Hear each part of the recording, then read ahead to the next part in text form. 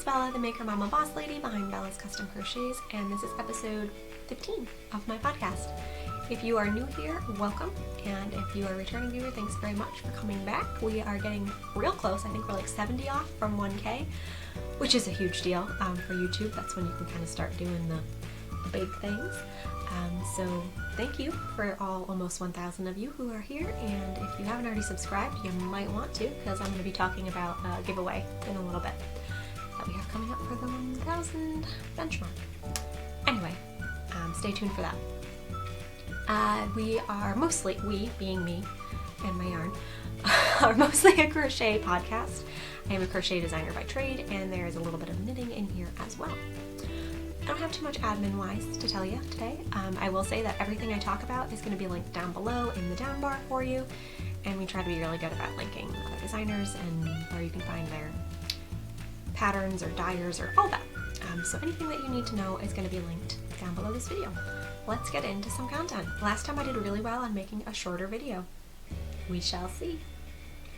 I don't have a ton to show you, so maybe it will be shorter, maybe it won't. Who cares at this point? We're gonna get right into finished objects. I don't have a lot. This is one of the weird in-between times where normally I'm designing. I'm still designing, but I have a pattern, the Forgotten Lore Shawl, the purple batwingy one, is in testing right now. So that's in waiting. And then I am waiting on a shipment of yarn from a dyer for a upcoming sweater pattern that I'll tell you about when I have the yarn and I'm making the sweater. But right now I'm just kind of in between doing other weird little projects. Not weird projects, but non-design projects. So this week, I did things like make more dresses for my child's baby dolls. So last week we showed you Baby Emma. This is Baby Emma, y'all. She has a dress. And Baby Emma has a friend, and Baby Emma's dress was made in matching to my daughter. I made her a little granny square outfit. It's in the previous episode. That's creepy. Baby Emma, stop doing that. But when Baby Emma got a new dress, Baby Stella got a little jealous, and she kept being real nudie. Baby Stella had some Velcro pajamas that were real fun to take off, but not a lot of fun to put back on. So Baby Stella was just nudie, oh no, all of the time. So I made her a dress so she'd be less nudie, oh no. So now they just pal around in their matching dresses. Creepy. Dolls kind of freak me out. But my baby loves them. This is Baby Stella, and this is her no pattern dress. Again, it's just basic granny square on top. Most of this yarn was scrap yarn. I think it's actually mostly the Hook Nook. I have no idea what this gold sparkly one is, but the pink and gray are from the Hook Nook line, the small stuff or the DK weight or whatever it is. And yeah, made a granny square. Made some little halter top ties on the top of the granny square. Went back and forth, slip stitching onto the granny square to create this back, and then just did a little tutu ruffle skirt with some increases and ruffles on the bottom. I'm not looking to get into doll pattern design, not my niche, but kind of cute, right? I think so. And now she's so much less nudie because she has this nice dress that she wants to wear. She was sad she only had pajamas. Creepy. So yes, that's what I did this week. I made Baby Stella a dress to match Baby Emma. And now they're just matchy-matchy best friends. So I don't know if I'll be making more dolls dresses, but at this point I might as well make everybody a granny square outfit. So I'll put you two down there. Just pal around down there. But yeah, no pattern, not going to be a pattern. You could probably figure it out if you wanted to. The perk of being the daughter of the maker mama boss lady is that you get all sorts of random one-of-a-kind things like baby doll dresses.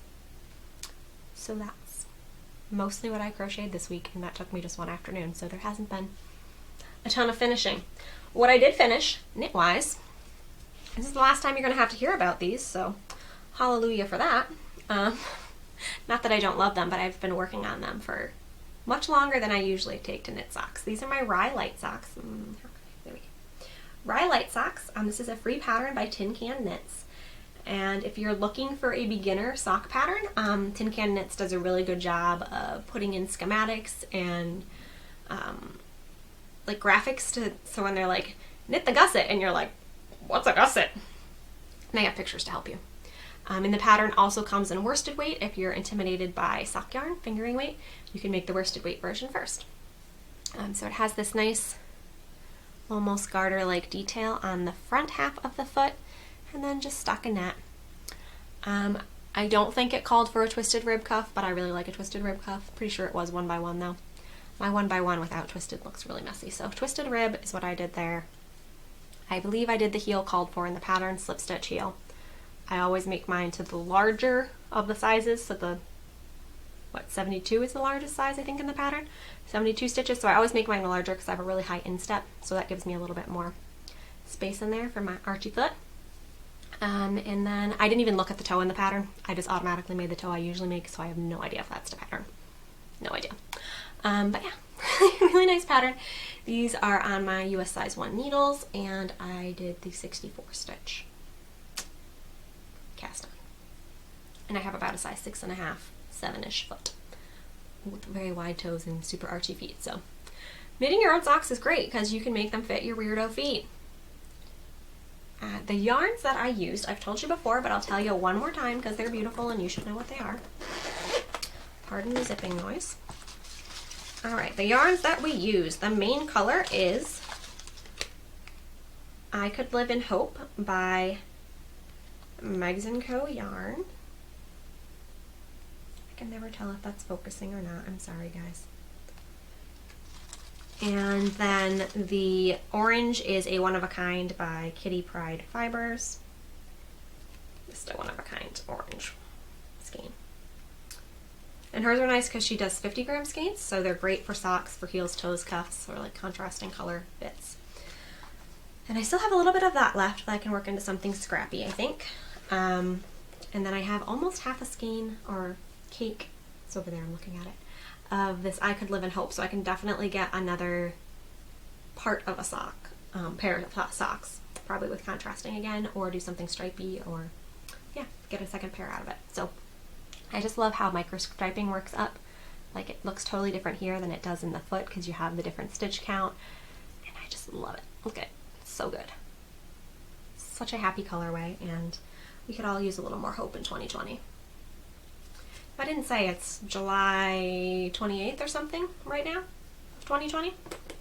I never really say the date, and I'm sorry. I feel like the date's on the video, so you can go look if you really want to know. I shouldn't set that back up. I'm getting into it again.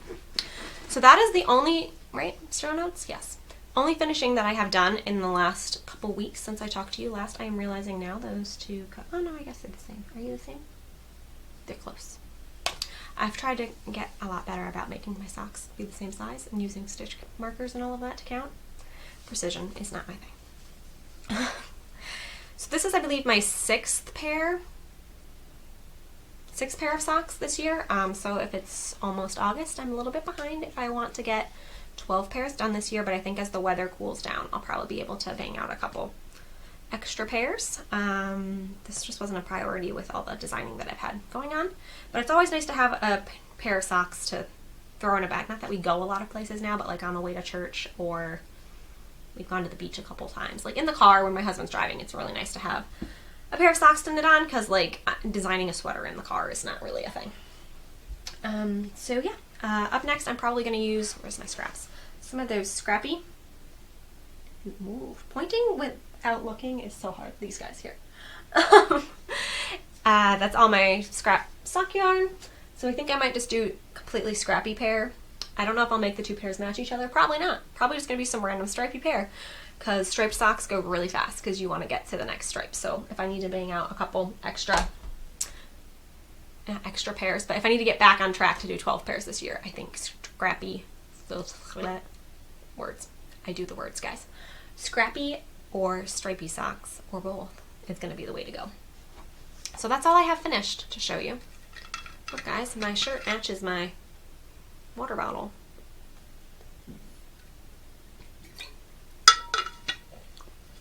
Totally just drank that water like a complete animal. But yeah, I'll be telling you more about Block 21 prints later on in the acquisition section. Wow, I am great at talking today. Also, it's getting really hot in here because my office is the only room that does not have an air conditioner in it. And it is toasty out. Alright, so we'll show you the lockdown blanket real quick in the whip section, because I know you're just dying to know what colors I've added. Lockdown blanket is a beast.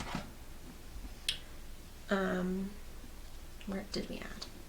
Since last time we have added this kind of obnoxious light blue. This is a great way to use up your weird worsted weight scraps, because I don't know what else I'd be doing with all these. We added the purple, and then this week is going to be a red-pink combo because I'm running out of red yarns. Maroon pink.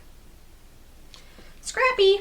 But I can't show you. I should have done like before pictures of my yarn dresser. This is all my worsted weight scraps from back when I was doing amigurumi and children's hats and all of that. Worsted weight acrylic. And they're all organized by rainbow. It's delightful. But I have made a huge dent in that yarn working on this. Now it's about half the size of a twin size bed blanket.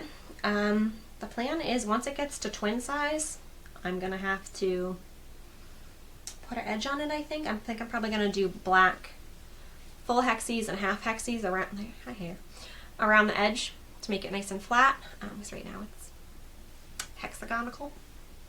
Because that's a word. Part of me wants to really have this go the entire duration of whatever lockdown ends up being, because I'm a sap like that. And I want to have this memory blanket for my daughter, but also if it ends up being king size bed, that's not going to work great for a toddler. So we'll have to see. If it gets much bigger than a twin, I may have to start a second project or just tell the tale when I'm an old lady that the lockdown went too long and your blanket was too big. So that's the lockdown blanket story. I don't know if you guys really want to see that. Somehow the yarn fell out and is now in my lap. Okay. If you really want to see that every time, but that's one of the things I've been working on, so I feel like I'll show you. Other crochet content. I don't have any knitting whips. I said I was going to cast on a sweater for my baby last time, and I did not. Because this is kind of a large project. It's looking a mess right now, guys, but I promise it's a good one. Okay. So I'm testing the Dove dress for Haley Bailey of Made by Haley Bailey, and yes, that is her real name. So right now we are just in the upper, put in a picture because it'll be so much clearer, upper body part, bust, I don't know, upper body bit of this peplumy dress. And I have not made any of Haley's patterns before, but you're probably familiar with the Monarch sweater. I'm sitting very weird today, I'm sorry. She has a colorwork sweater that has a monarch butterfly across the front, crochet, and I think she's pretty well known for that. The other thing she's really well known for is that her patterns are super size inclusive. And by size inclusive doesn't even cover it. Like, her patterns can be made any size. Any. Because she walks you through basically with a little formula of like, here, take your body measurements and then do your gauge swatch, do this little bit of math, and poof, it's a sweater. It's basically how to design a sweater, but with like parameters and a formula. So if you're designing this sweater that she's already created the like rules for, but you just have to plug in like your body measurements and you can make it literally exactly how you want it to fit you, which is amazing. So I think she's just testing it in adult sizes, adult women's, but you could for sure make it in a kid's size. I may actually end up making one for my daughter as well, because all I have to do is measure her and then make the sweater. So yeah, it's my first time testing for her, and I'm really enjoying it. I've bought her patterns before, I just haven't gotten around to making any of them.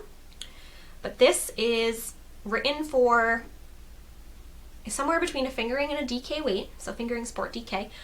Because again, you're doing your gauge, and she like gives her gauge in the pattern, but then she's like, do your gauge swatch, get a fabric that you like, go from there. Like, make it work for you.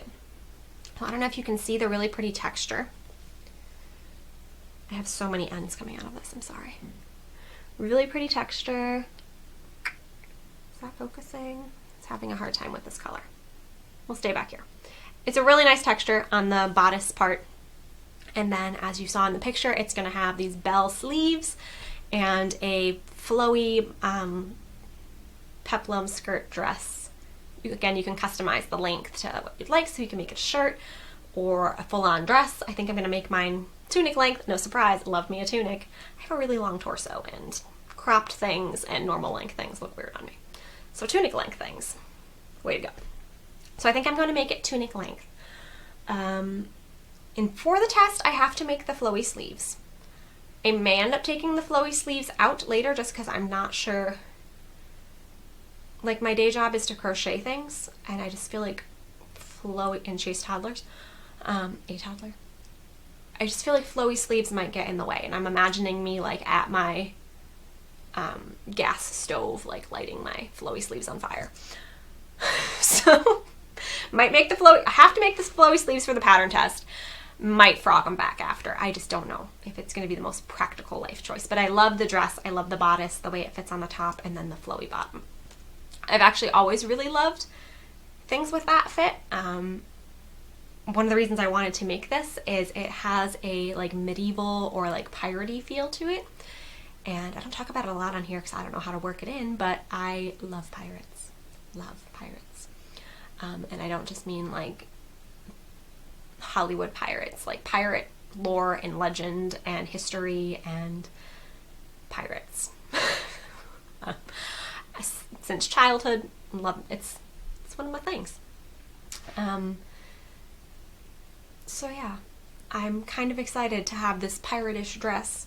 Yarn pirate, like I told Haley that I might be taking photos like full out yarn pirate garb, like I have a sword, that sort of thing. Back in high school I had a full pirate costume and would go places wearing it, and like talk like a pirate day, go to like Ren fairs, even though that isn't really the same thing. Just need an excuse to wear my pirate costume in public.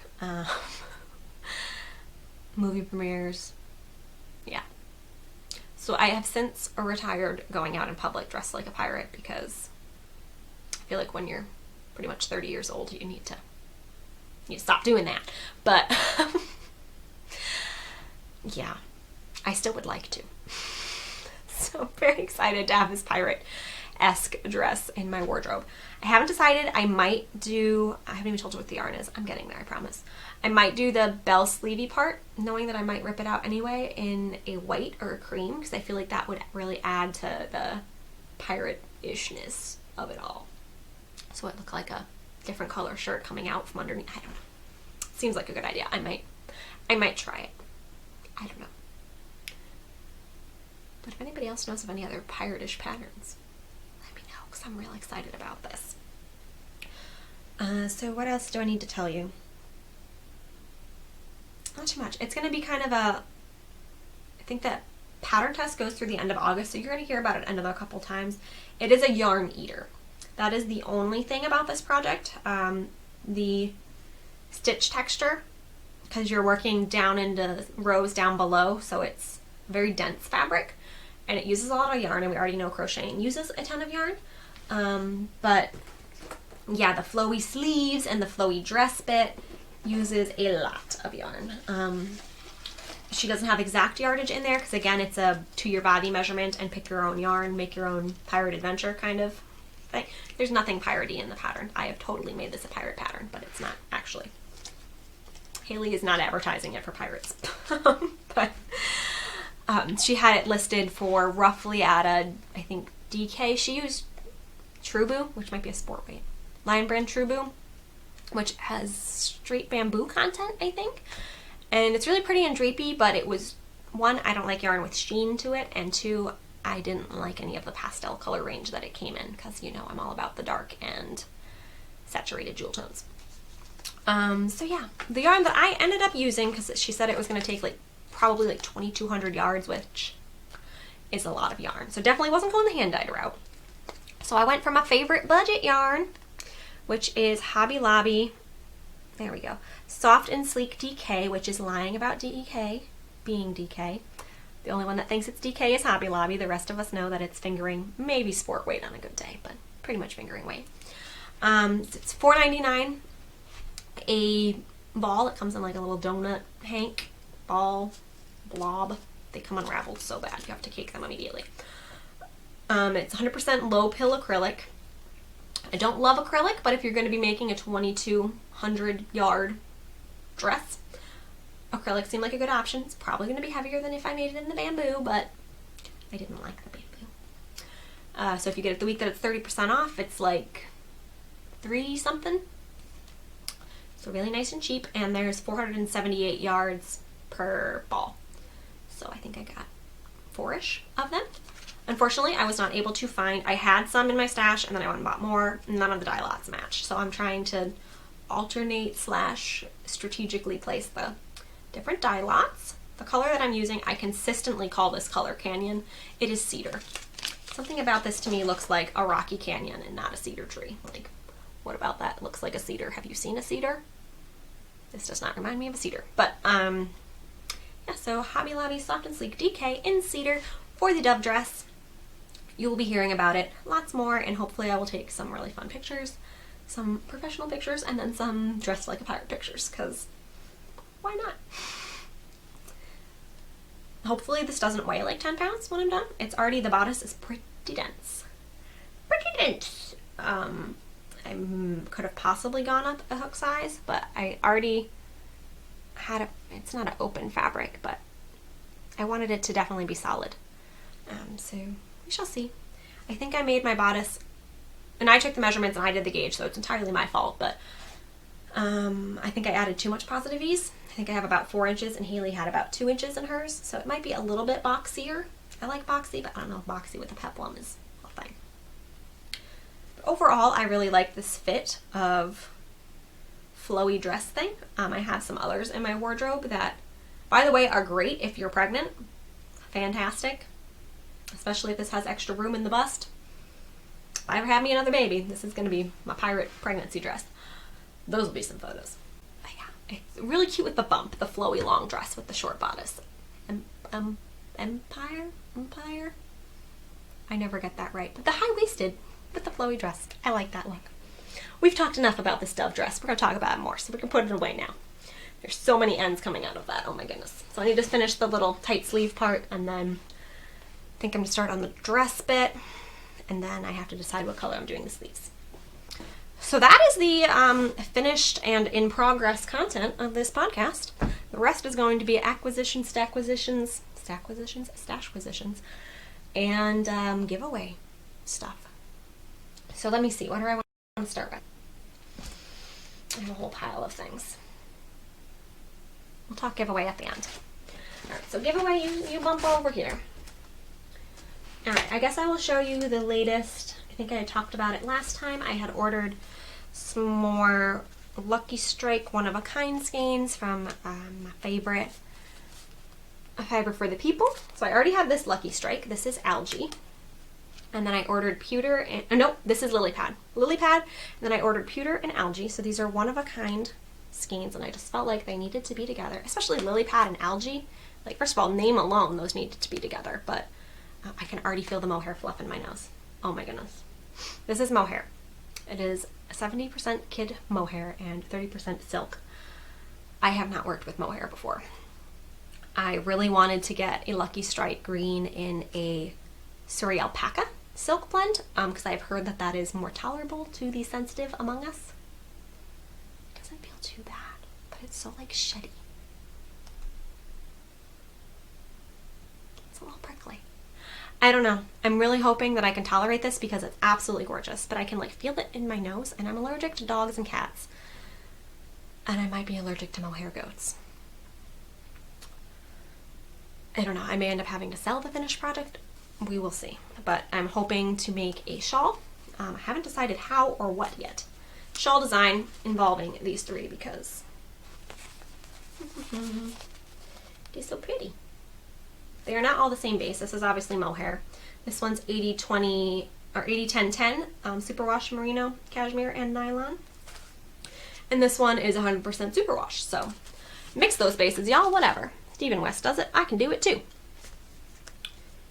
So this will be in the fall or the winter because it is high 90s right now and I cannot tolerate this mohair.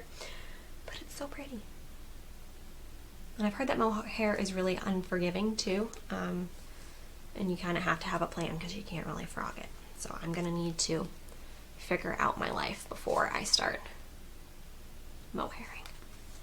But it's beautiful and I love it. And I banned myself from shopping any more Fiber for the People updates until I do some of the stuff that I said I'm going to do with some of the yarn. Okay, so that I have acquired.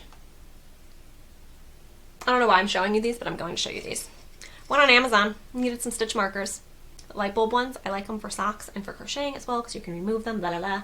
I don't like so much the dangly, like Progress Keeper beaded polymer clay. I don't like that. I like simple.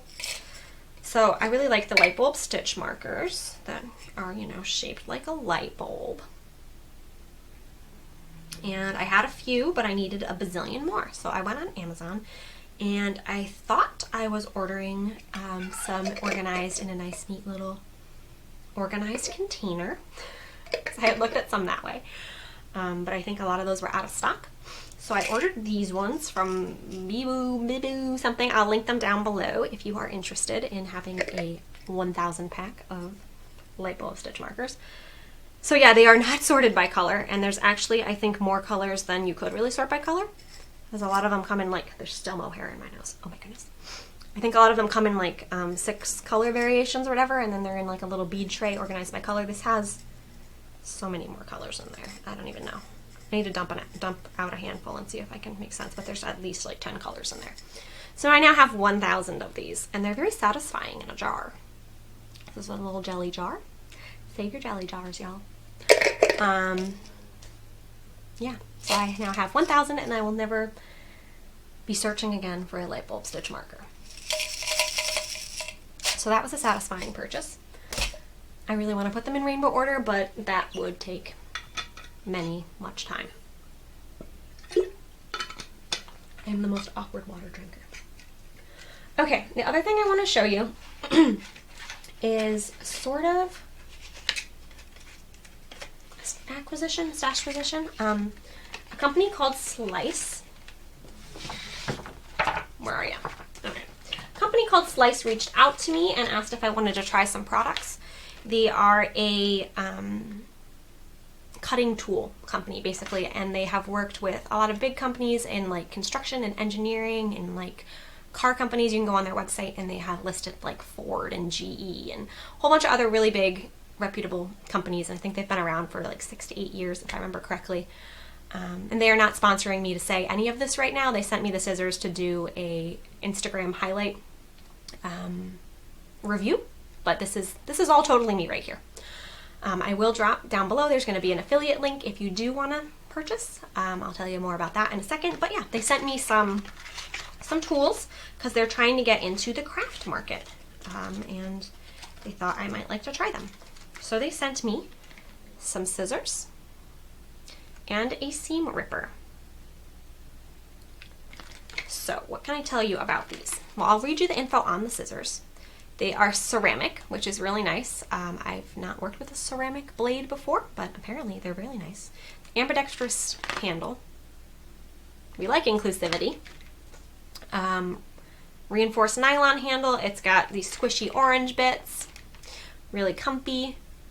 Finger friendly. The blade itself isn't gonna slice you open. I mean, you could definitely cut yourself with it, but it's not super terrifying to touch. But yeah, the blade itself is really nice, and I love the way they feel on my hands. Even though I'm right-handed, I frequently hold scissors upside down just because I'm in a hurry. Ooh, look at the shimmer, the sheen on there. I like that it's a teeny tiny blade. I feel like these might even be, what is, not the FDA, the FDA is food.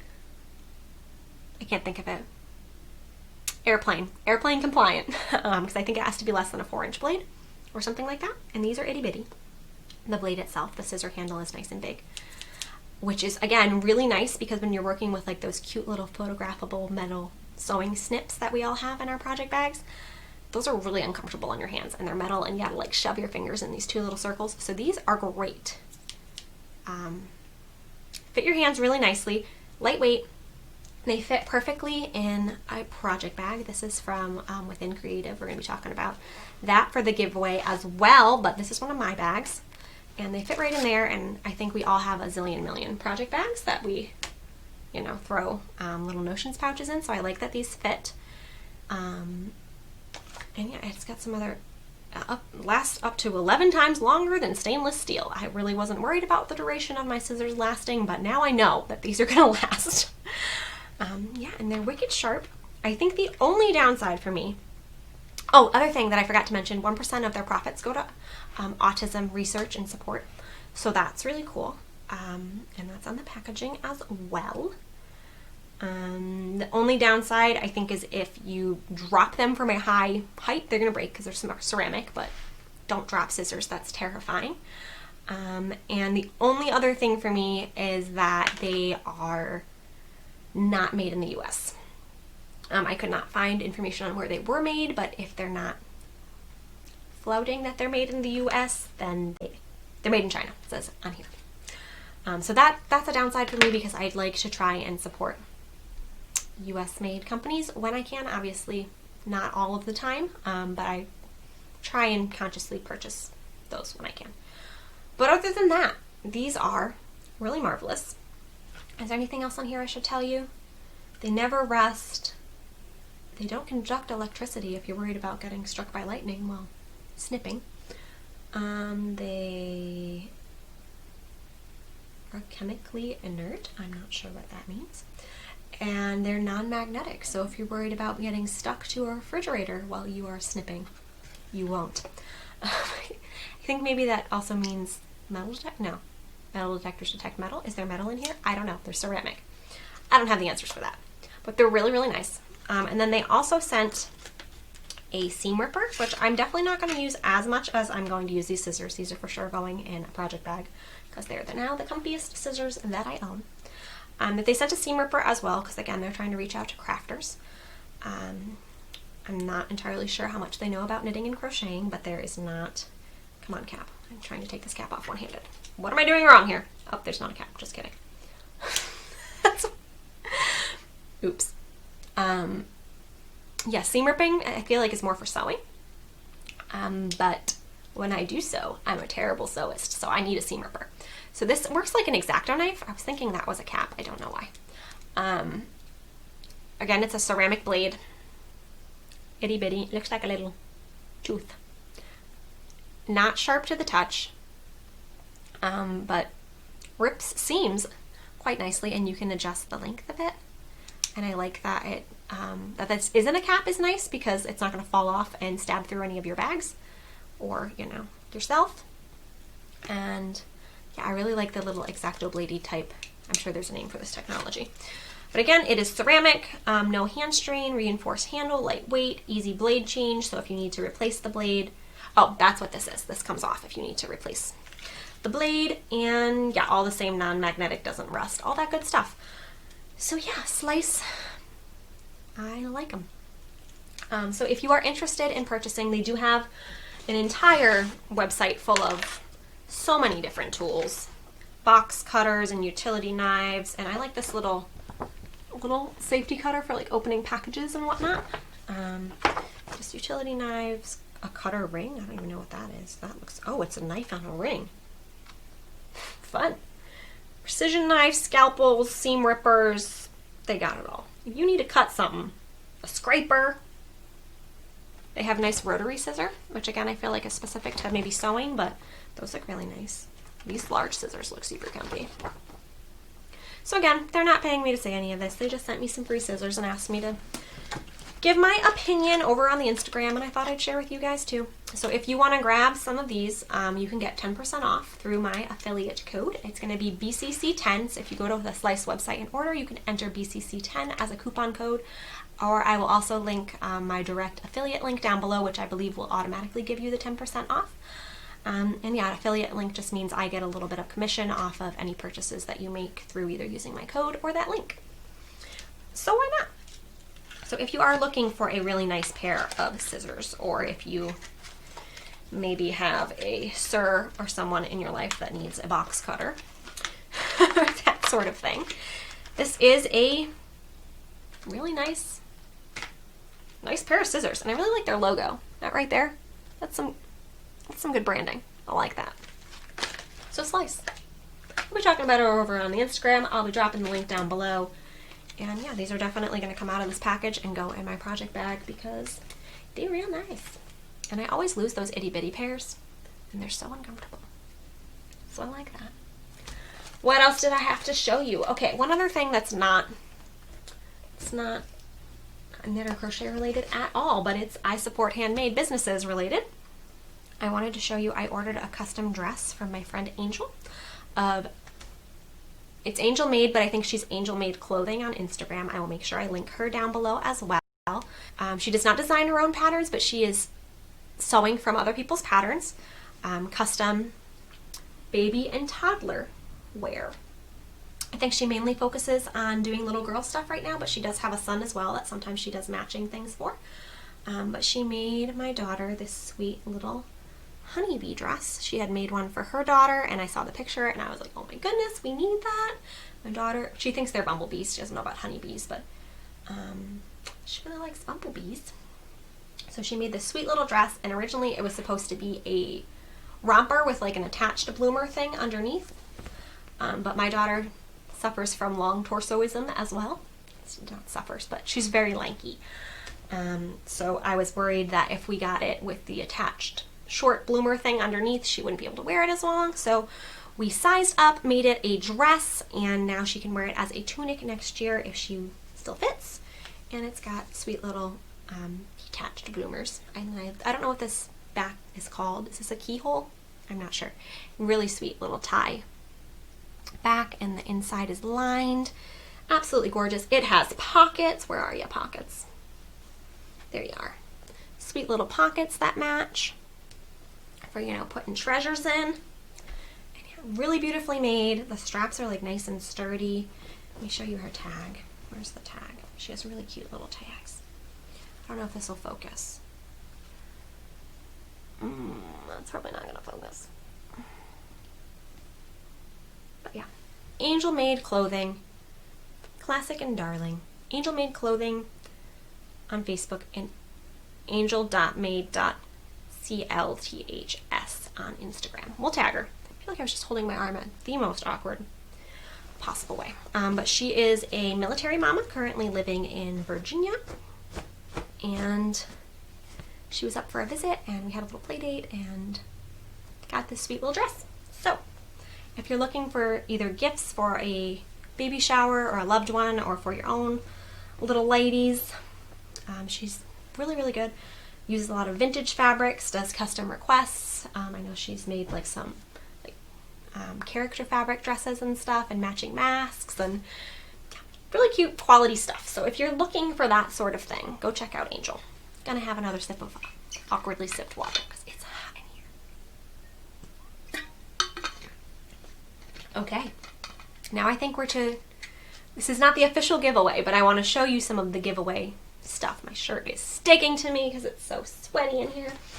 Okay, so we're, like I said, about 70-ish, at least at the time I'm recording this, or so off from 1,000 viewers, not viewers, which is, you know, a game changer. Phone, are you freezing up on me? What are you doing? If something weird just happened, I apologize. It just froze on my screen. Yes, so we're going to be doing a giveaway here on YouTube when we hit 1,000. Let me get all these things out of this package to show you. And I'm going to be working with some of my favorite local Connecticut makers. Ooh, I didn't even know that was in there. I missed that entirely. Well done. So I have reached out to 2 yarn dyers. My favorite Block 21 Prince. She's everywhere in my life. And a pouch maker as well. So right now I only have some of the things to show you, but let me start off by showing you, first of all, what I'm wearing is not part of the giveaway, but this is also, I just put all the stuff on my lap, and now I'm going to attempt to stand up because that makes sense, Isabella. Okay, so Block 21 Prints is a Connecticut owned, she does lino cut, which is carving linoleum and making stamps and prints. So these are lino cut print shirts. So she has lots of different t-shirt designs, a lot focusing on kindness and being a nice human. She has this like little alien, be a nice human print. And then a lot about creativity and handmade and artisan stuff. She's an art teacher by day and a lino cut maker by the rest of her time, I guess. But I absolutely love her work. This is her sticker on my water bottle. If you've seen, I think I've shown my laptop in pictures or somewhere. yeah, absolutely incredible. So the stickers are prints of her carvings, and she also does pins and all sorts of things, but anything on cloth is directly stamped and printed from her stamps. So really cool. Someday I'll figure out how to drink water, guys. So she agreed to send me, I asked her to send me a sticker because she has a bunch that are create and yarn type themed. And she sent me so many things because God bless her, she's wonderful. Okay, so if you have watched this podcast for any extent of time, you have heard me talk about her. Block 21 prints. Absolutely love. If I had to pick a favorite maker, it is probably Sarah. And I, of course, will tag her down below. So she sent me, this is a bumper sticker. It also fits across the top of a laptop. And all of her stickers, not that you're going to wash your laptop, but all of her stickers are dishwasher safe and weatherproof. So bumper sticker or put on a water bottle or whatever. This one's nice and big. This is one of her newer prints. It's got all sorts of create tools on it. And she sent me one of these for myself too. I haven't decided where I'm going to put it yet. I'm not a huge bumper sticker on car person, but this is meant to be a bumper sticker. She also sent me this. I have this on a hoodie. This create print. I don't know if you can see, but it has, she had done a survey as to why people create. And it's got all the answers under there about because you have to, it's your calling, you have a message, it's your therapy, and a whole bunch of other things. So she has this in shirts and hoodies. Love the hoodie that I have. Really cute sticker. And these are really nice, thick quality stickers. She also sent a We Can Make It, which I also have on a shirt and a sticker. So it's her like take on Rosie the Riveter, and she has posters of this as well. I love this one. I have a baseball tee with that on it. Then she has new holographic stickers. Ooh, shiny. Be a Nice Human has this sweet little spaceman on it. That is so holographic-y. I love it. So she sent that one. She sent the By Handmade, which is what's on my shirt and my water bottle. By Handmade, make an artist happy. And then she also sent the same in a pin. So that alone right there is kind of a marvelous giveaway. But wait, there's more. Okay, so that's from Sarah of Block 21 Prints. Let me put these away before I lose any of these zillion million stickers that she sent me, because she is a nice human. Okay. And she also has, I covered up the addresses, but she also has that create in a washi tape. She has lots of washi tapes. And I just ordered myself my first washi tape with this create print on it. So that's exciting. But yeah, go check out her shop. She's got something for everybody. All right, the other stuff that I have currently for the giveaway, more stuff is coming in the mail. We'll talk about it soon. We have a skein called Monday's Attitude from Sassy Black Yarns, a Connecticut dyer. And she's only been dyeing since the beginning of this year, so that's really exciting that she's doing such beautiful stuff. Look at the colors in here. It's got like this chocolatey brown and black and shades of purple. She has the best purple shades. I don't know if purple's her favorite color, but she has a ton of purple. So thank you, Lakeisha, for sending this. And she's like really local to me, really close. So her packages always come really quick when I order. So thank you for being a part of my giveaway, Lakeisha. And I have another dyer sending, she's surprising me with the yarn, but I sent her a picture of this and she said she had something that would go with this. So I don't know if it's going to be purple or something that goes with the purple. But another dyer coming soon, so you're going to end up with 2 skeins of yarn, all of those stickers. And then I picked these up at the Hoblob because they're cute. And I might contribute a pattern as well. I'm not sure yet. Some enamel pins that say yarny things. Phone, you keep doing weird stuff. What are you doing? This cute notebook that says yarn is a lifestyle, and it's got these cute little yarn note project sections. Kind of wish there was not a person on the front and it was like a yarnier thing. Because again, not the most inclusive, but I thought the notebook itself was definitely worthwhile. So you can fill in your project information. So I'm going to contribute those, and then I have, this is not the pouch, but I have a pouch coming from a pouch sewist. They're not specifically for crochet or knitting, but I love the way crochet hooks fit in them. As you saw, the scissors fit really well in here, and it's just perfect to throw in like some stitch markers and whatnot. So from Within Creative is going to be, oops, that's upside down. Within Creative is going to be sending me a pouch as well, so I'm excited about that, Robin. This is not it at all. It's going to be totally different print. It's going to kind of go with the yarn, and I'm real excited about that. So I will update you. I don't know if the giveaway will be next episode or not. I'm waiting to hit that 1K mark, but coming real soon is going to be a giveaway, and you're going to have to be a subscriber to participate. So if you're not already subscribed, now would be a fantastic time to do that so you don't miss out on when I'm giving out that information and a chance to win. So subscribe, like and subscribe, always. And that's all I have for today. Thank you guys for watching. I want to get out of this sweaty office so badly.